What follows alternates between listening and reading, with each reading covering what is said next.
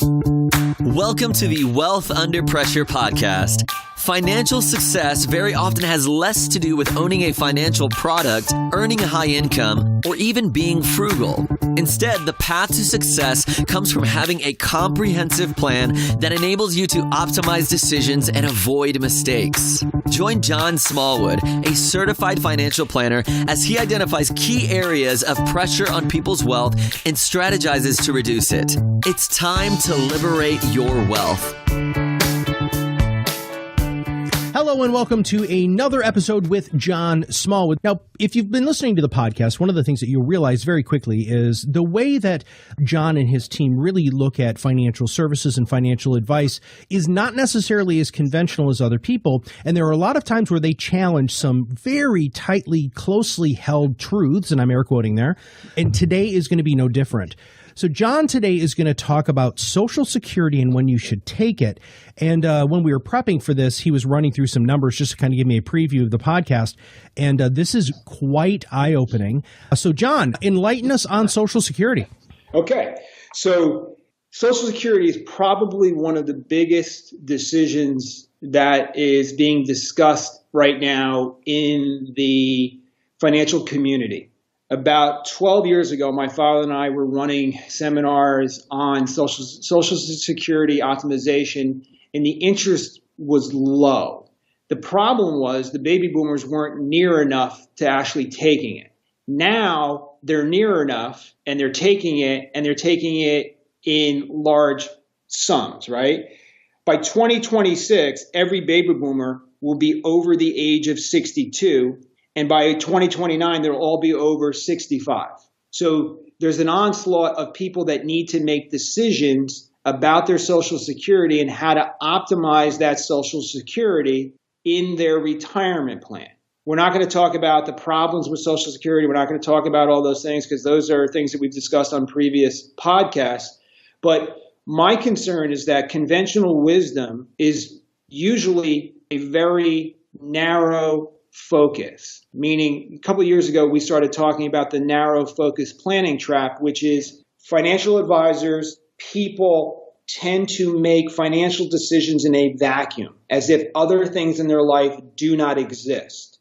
So, we single in on a goal and we ignore the fact that we want to accumulate money for a specific goal, such as college. But meanwhile, I have, credit card debt at 18%, and I'm just ignoring that. I got to focus on the college goal, and that credit card debt is eroding my capital, or I'm paying excessive taxes, and that's eroding my capital. Every financial decision that you make impacts something else in your financial strategy. So the focus and the intention of the work is always, as we say on every podcast, the goal is to reduce taxes. It's to reduce risk, reduce fees and costs, to increase the savings rate, increase the benefits and protection around that wealth, most importantly, increase retirement income, and as a residual, as the last goal in the plan, once we've accumulated or accomplished all those other goals, is to pass as much on to your family as you possibly can. Does that make sense? It absolutely makes sense. Okay. So what I wanted to start off with is just where we are right now as far as when people can start collecting Social Security. Anybody born between 1943 and 1954, they can get full Social Security at the age of 66. Now, if it's 1955 is your birth date, you get it at 66 and 2 months. If it's 1956, it's 66 and 4 months. You go to 1959, and it's 66 and 10 months. Anybody after 1960 is age 67, okay? And this is something that most people don't even really know when they can collect the full benefit. Now, what we're going to talk about is, your personal circumstances are going to dictate whether this applies to you or not. If you're working and you're 62, 63, 64, 65, 66, and you earn $2 for every $2 that you earn over about $18,000, you will lose a dollar in Social Security. So if you're working and you're under the age of 67, this is not going to apply to the conversation. But what I want you to start thinking about is the strategic thinking and how this could impact your retirement plan.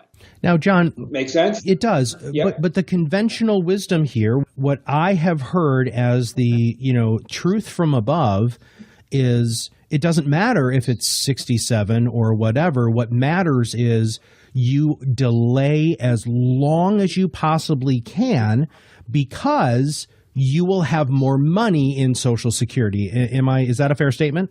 Correct. And basically what you're looking at is if you take your benefit early, such as you were supposed to get it at 66 in 4 months and you're going to take it down to 62, if you go back 36 months, you're getting about a 6.6% discount every single year that you're taking. And when you go beyond 36 months, you're getting about a 5.2% discount. Okay. So what they're saying is if you defer your Social Security, you're getting over about an average of a 6% increase every single year. And from 67 to 70, it's an 8% deferral. Okay. It's an 8% compounded rate, in essence, on your benefits. You get 32% more benefits. So defer your Social Security and get 32% more in retirement.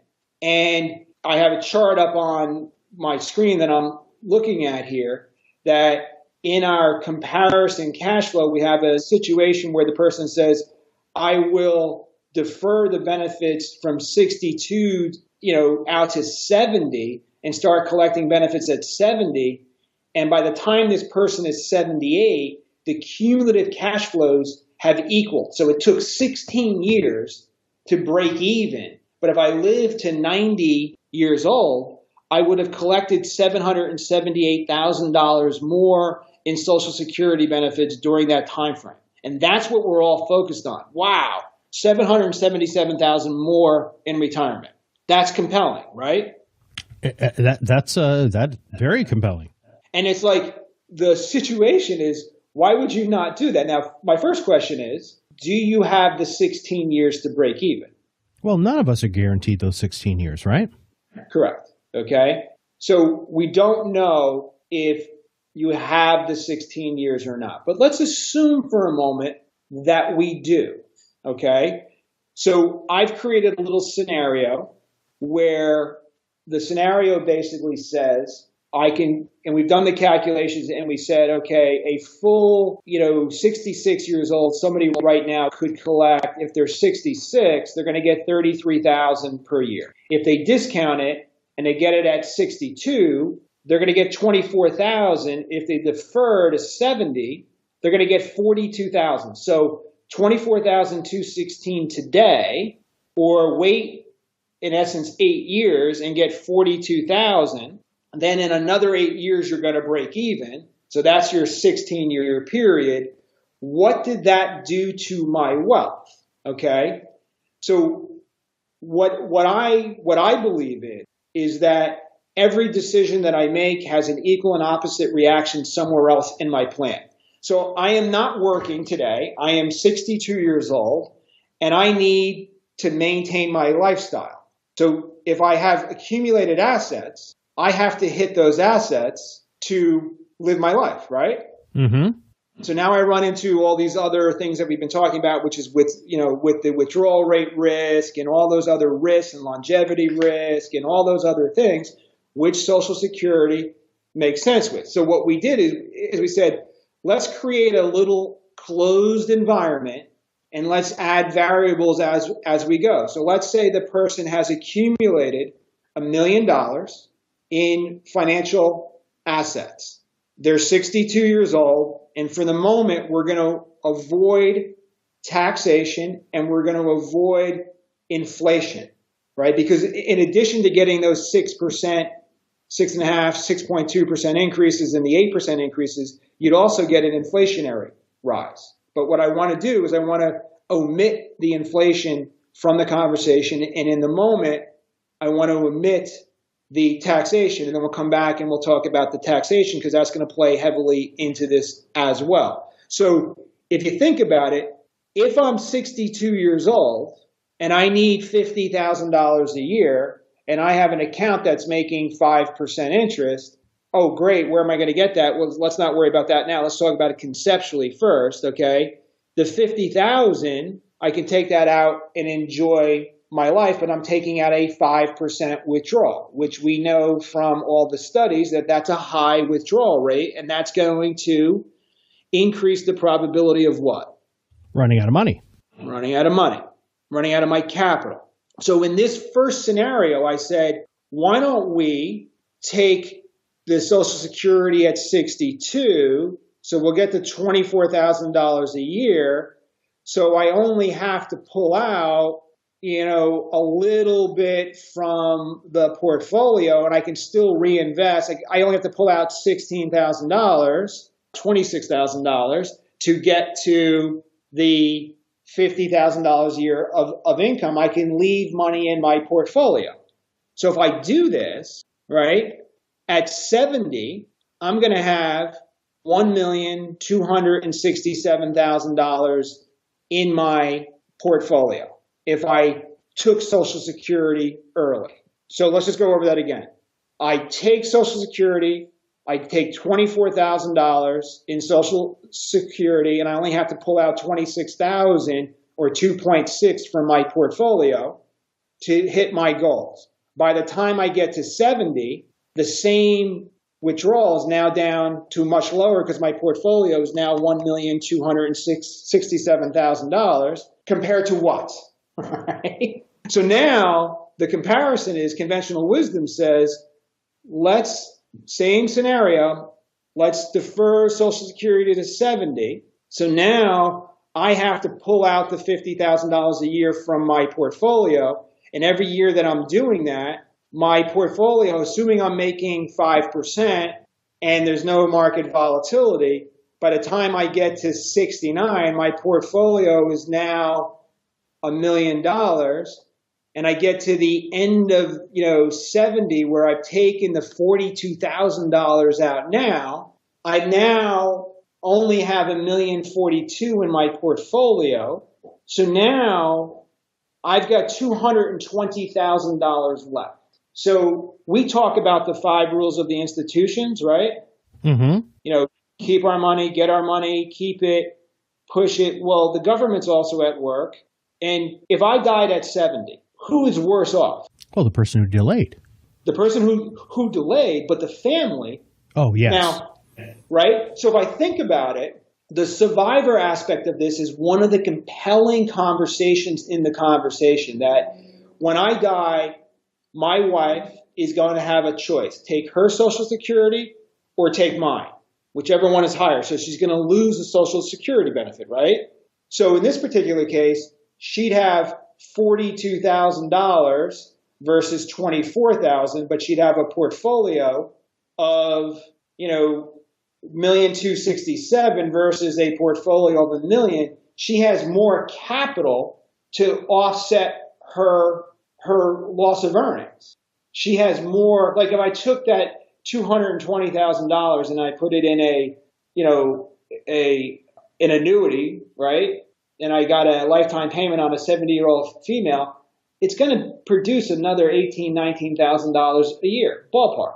It's the same $42,000, but I control the capital. I want to control my capital as much as I can in my retirement. Now, if you take this out a little bit further, I should have put an 80 here before we did this, and I take it to age 80, the deferred Social Security would have collected the asset value would have been up to about $1.6 million, assuming no inflation and no other pressures anywhere else on the plan. If I had taken the Social Security early, and now my wealth at age 80, if I took it early, is $1,740,000. So I still got $240,000 more of capital. I got $240,000 more to help me out with my.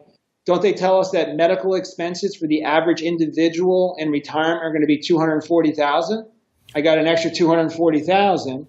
Somehow they've convinced us that we're going to collect, to age 90, $778,000 more, but it doesn't necessarily show up in your bank account, in your financial plan. And with an extra, I got an extra $240,000 at 70. I got an extra $240,000 all the way through the plan. You can always, create strategies to increase the income, but you still have more asset to pass to your family. You have tax control. You have all these things that you don't have in the other scenarios. So unpack this for us just a little bit more. So we're going to back up. The conventional wisdom is, yes, you would have more money longer term. You talked about break-even times. You talked about really, if you have those 12 years for the break-even. But I want the audience to understand that what John is doing right now is he has proprietary software that he can walk you through any kind of scenario. I'm maybe not any, almost every kind of scenario, especially the wealth under pressure, the pressures that he's talked about on these podcasts since we began, and plug them into this software to show you how this stuff affects. This is a conversation that you're not going to have with a regular, financial advisor down the street. This takes a substantial amount of expertise. It takes a substantial amount of experience, and it really makes a lot of sense when you start processing all of these numbers. So what else do you have with this? What else do we need to know in order for clients, prospects, people in the general public who are listening to this who really do think that they need to have an analysis like this done? Because it comes down to your plan is unique, and the financial decisions and the pressures that are impacting your plan are different than anybody else's plan. Yes, we share the same commonalities. We have tax pressure, we have family pressure, we have longevity pressure, we have geopolitical risk, we have all these things that are impacting us differently, but that unique dynamic mix of you and your family and your assets and your lifestyle and your spending habits is going to dictate whether or not what's going to be right, whether or not your plan is going to be successful. But what's right for you is not necessarily right for your neighbor and vice versa. So when we look at this, I always talk about strategic thinking, right? It's the thinking and the questions that are going to make a difference in your financial strategy. And my father, who, we worked together for 25 years, he used to have this sign that he would carry around with him is that, conventional wisdom is always wrong. That was one of them, okay, usually. And then I got to say that from a compliance standpoint, all right? But also, complex problems have simple, easy to understand answers, which is never the case, right? And your mix and what you're trying to achieve is what's most important. So if you and I are sitting down talking about your plan, number one goal is I want to reduce the taxes currently on my plan and the expenses on my plan through the entire time frame. I want to be better prepared for all the risks that are coming at me. I want to make sure that I reduce the fees and the expenses in my plan. Well, if I have $1 million versus $1,267,000, that has nothing to do with fees. That's just because I had a decision to take less money, right? Or more money from my portfolio sooner, which puts me in a position where I now have liquidity problems. And the problem is I haven't met a person ever in my 28 years who's living only on Social Security that was happy, okay? So that pressure's coming at us. So my point here is the thinking is what's right? How do I make a decision? And I have to tell you that these variables, if I add taxation into this and I add inflation into this and I change the interest rate and I put market volatility on this and, you start doing all these different things and I say, my father was thoroughly convinced that he was going to defer his Social Security to 70. And, when he turned 68, there was a lot of discussion going on in the marketplace at the time that they were going to minimize Social Security or they were going to change it. And he felt threatened and he took it because he felt if he was taking it, it would be less likely that they would impact it if he was taking it. Now, in hindsight, which you don't have when you make a financial decision, is you don't have the 5 years or 6 years since that point. He'll never make the break-even point because of, well, he might, because he's a medical miracle, but the odds are against him, right? And he has all the defense, he has all the protection, and he has everything in his plan. But this Social Security, he used to take the money, and him and my mother early, they would go on vacations, and they would, people would say, oh, the cruise is really expensive. And my father would say the government's paying for it. And they look at him like cross-eyed, like, what are you talking about? He goes, yeah, I took my Social Security early and I'm going on vacations with the Social Security money. Right?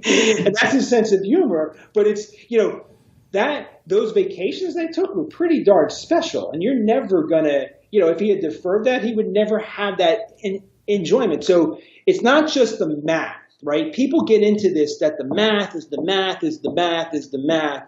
And math is not anything to do with the financial plan. It's the emotions of my goals and how I'm going to implement those goals, how I'm going to achieve those goals, and how I'm going to maximize my retirement income at all phases. And why on the foreground, on the forefront, it makes perfect sense to basically defer 8 years and go from 24,000 to 42,000. But then you have to look at age 70 and you have to say, well, was the money qualified? And now I have this, required minimum distribution. And now my Social Security is 42,000. And now I hit that special retirement income where my Medicare premium on Part B goes from, $138 to $267 a person. And now I'm paying more Medicare premiums. And I'm paying more, my taxation on my assets is more because my Social Security is being taxed more. There's so many ripples, right? In my training and my history was, the visual was this. A decision is not one to itself. If I throw a rock into a pond, the ripples, no matter the size of the pond, no matter the size of the splash, the ripples will hit every piece of shoreline at some time, and they will impact that shoreline in different ways, right? And that is something that is unique to you. So my position on this is if you're 5 years from retirement, you're 10 years from retirement, you need to start making a plan to understand when I should throw the switch on Social Security. And it has nothing to do with the amount of money that you've accumulated or not accumulated. I mean, that's an important part of it. But it has to do with the efficiency of that short-term and long-term, and we need to measure it for your individual circumstances. Without those individual circumstances being, thought about strategically, it's not ever going to be the right plan for you. And the issue is that, if I delayed Social Security and I'm 69 years old and I have a liquidity event in my life where, we did that video that's on our website that highlights about 38 different financial pressures, and I have a medical emergency or my kids need money or, I have some other event or I have an opportunity to do something wonderful. I'm now putting more pressure on my assets, and I'm now depleting my assets, so I now have less money in the future because I haven't accumulated as much money. I mean, there's so many factors. I don't mean to go off on a tangent, but that's what I like to do. But I want to get you thinking strategically, and I want you to know that the decisions for you are not necessarily the decisions that are being promoted by conventional wisdom, and every site that I log in is defer, defer, defer. Mm-hmm. I just don't get it. Yes, it might be the right decision in the end, but how do you know it until you've looked at the pros and cons? And most of the decisions don't look at the pros and cons. They say, look at this pie chart, you're going to have $777,000 more if you defer your Social Security to 70. And a lot of advisors are saying, oh my God, that's the right thing. Mm-hmm. And meanwhile, they've got a 6% or 7% withdrawal rate on their money to break even on their expenses. Which is not sustainable. It's not sustainable, and they're going to run out of money. Mm-hmm.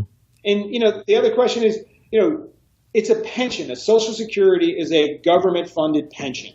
right? Mm-hmm. Upon my demise, it goes away. If I die and Sharon's alive, she loses hers and gets mine. She still has this tremendous economic loss. Mm-hmm. I want her to have more money at that time. What's my strategy going to do to provide that more money?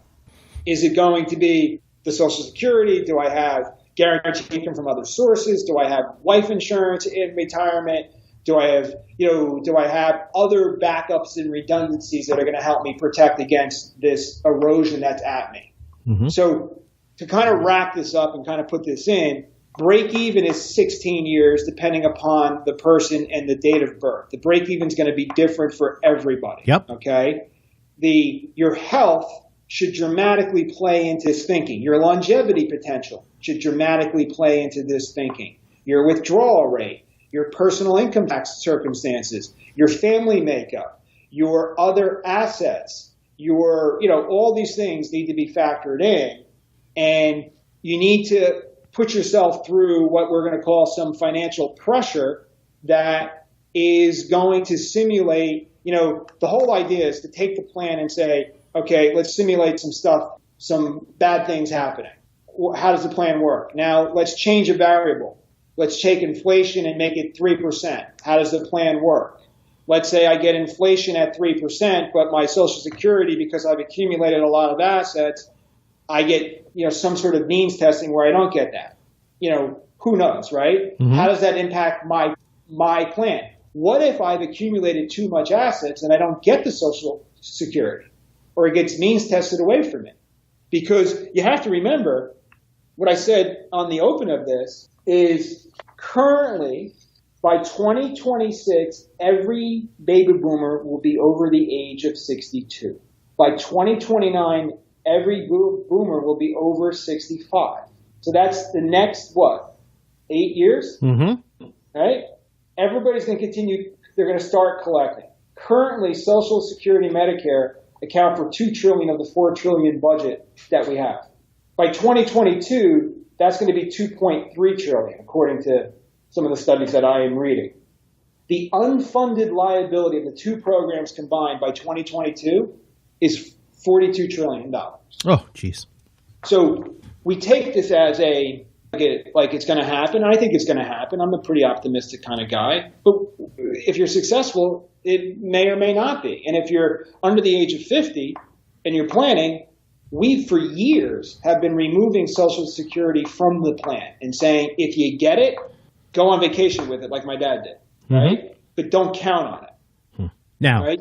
So that's kind of what I want people to start thinking about is strategically think about your decisions. I can defer Social Security. I can collect it at, 63, 64, 65, 70.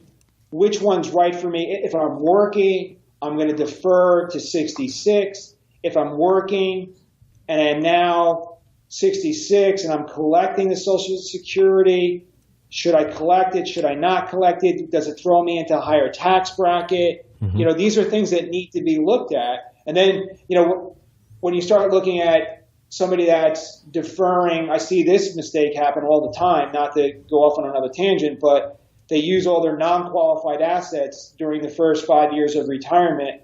They defer their Social Security and they defer their IRAs, and now they have an RMD and a higher Social Security.